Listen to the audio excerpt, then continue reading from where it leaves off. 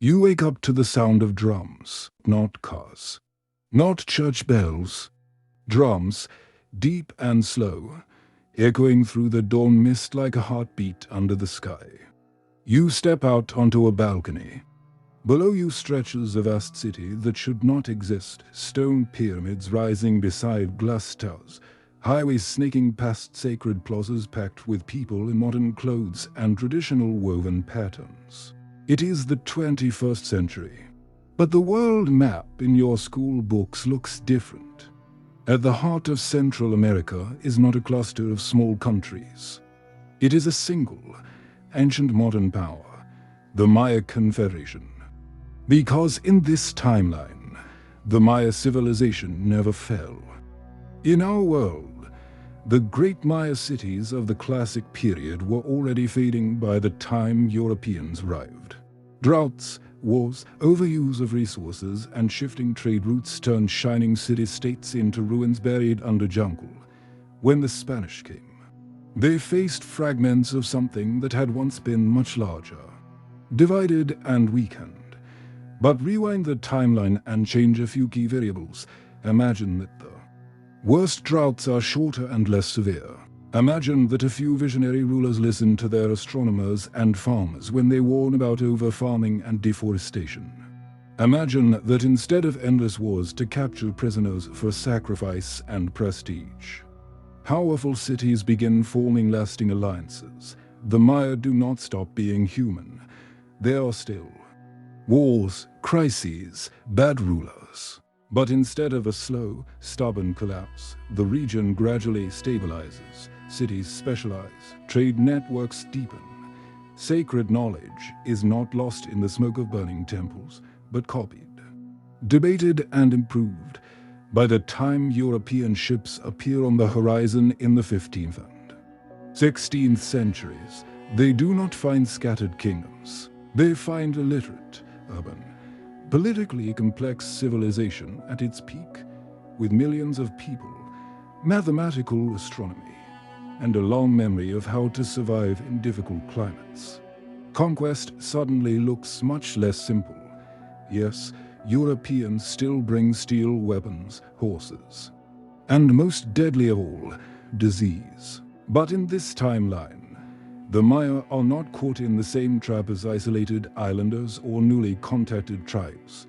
They have dense populations, yes, but also organized responses, quarantine rituals, and priests and scholars who carefully record the patterns of sickness and survival. The first waves of disease are still catastrophic. People die, cities suffer, but the civilization does not crumble.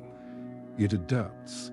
It closes ports, redirects trade, moves populations. When Spanish and other European powers try to play the old game of divide and conquer, they find courts that understand politics and negotiation all too well. Sometimes that means war. Sometimes it means treaties and controlled trade. Sometimes it means one empire discovering that gold is not as easy to steal when the people you meet have their own empires, their own armies, and their own sense of destiny. Fast forward a few centuries. Instead of being reduced to footnotes and ruins, the Maya world becomes a central player in the Atlantic system. Cocoa, maize, textiles, and engineered crops flow to Europe. Tools, guns, printing presses, and later engines flow the other way. But the cultural traffic is not one way. Mayan philosophy, astronomy, and timekeeping fascinate European thinkers. New hybrids of science emerge, where Western physics and Mayan cycles of time are both used to model the world. Politically, the Mayan states go through their own version of the transformations that hit Europe. Confederations, civil wars, religious reforms. Arguments between traditional priesthoods and new secular elites. Out of that, chaos emerges. Something new, a confederation that calls itself heir to the old cities, but uses railroads and telegraphs to bind its lands together. By the 20th century, in this alternate timeline, the Maya Confederation stands alongside the United States. European powers and rising Asian states as a major force. It has a space program that names its rockets after gods of maize and rain. It hosts climate conferences in cities built with both solar glass and stone pyramids. Its universities teach quantum physics in classrooms decorated with glyphs that encode precise observations of Venus and the Moon, and the world looks at the rainforest differently. Because in this world, the jungle is not a frontier to be cleared. It is a library and a temple, managed by people whose ancestors were modeling rainfall cycles and building raised fields long before the word climate change existed. When global warming becomes impossible to ignore, it is my scientists, farmers and spiritual leaders who stand at the center of the debate. Now go back to that balcony. The city below hums with traffic and conversation. A digital billboard shows election results in both Spanish and Mayan script. A temple platform hosts a concert where traditional instruments play over electronic beats. Children walk to school carrying tablets in backpacks embroidered with patterns their grandparents still weave by hand. You realize something. This is not just the fantasy of a romanticized lost world.